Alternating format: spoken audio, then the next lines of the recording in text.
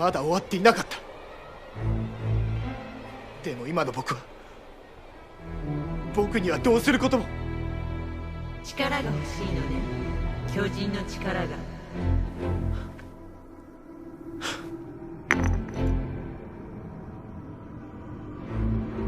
Welcome back to the Ultra Reviewer, where we discuss all things Ultraman. If you haven't already, do watch the part 1 of this video, where I touch on the summary of the Ultraman Tiga series and this movie.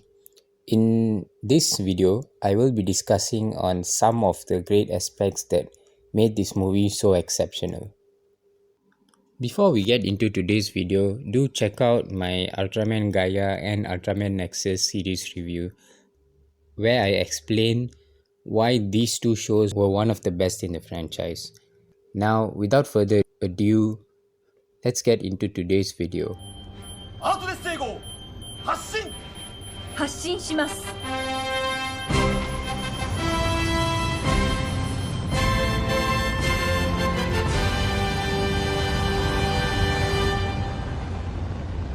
The first thing I want to touch on is the amazing storyline this movie gives.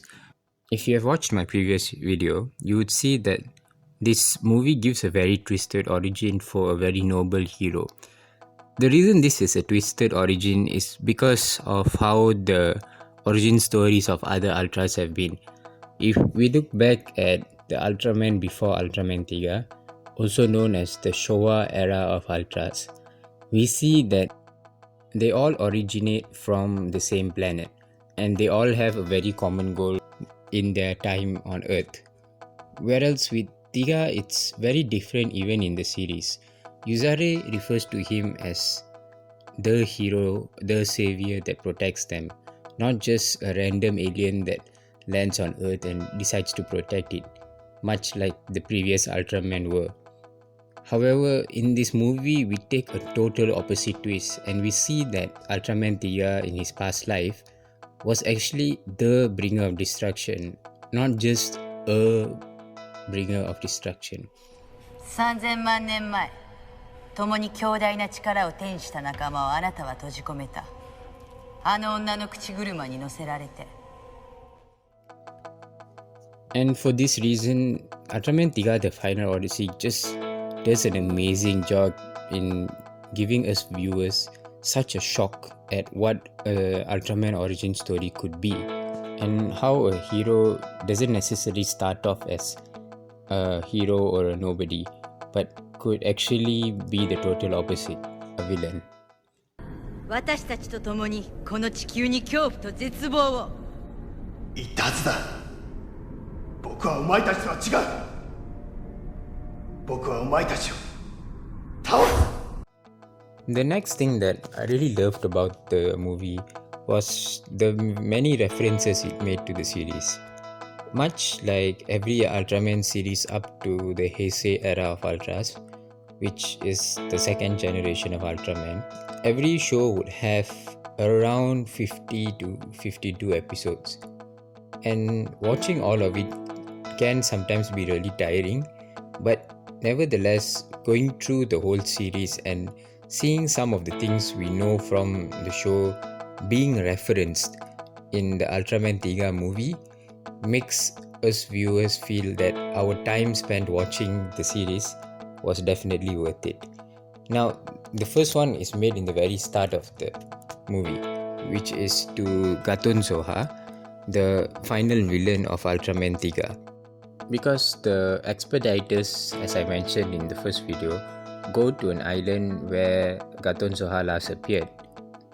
Next, Evil Tiga, also known as Masaki Keigo, was also referenced by Captain Iruma due to the fact that she was trying to convince the Expediters that bringing the statues of the Dark Ultras was a bad idea, seeing how Masaki Keigo himself failed in harnessing its powers properly.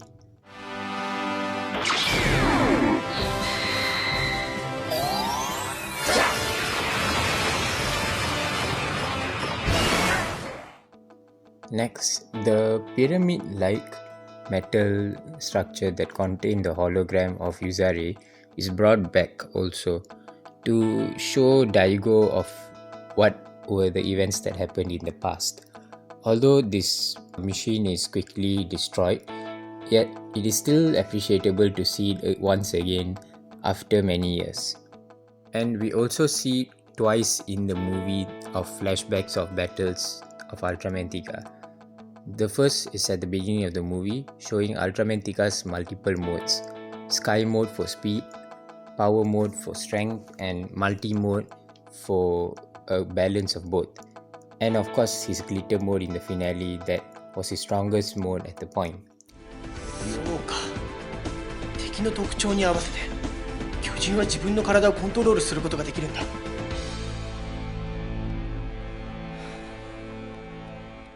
In our next video, we will discuss two tones that this movie brought.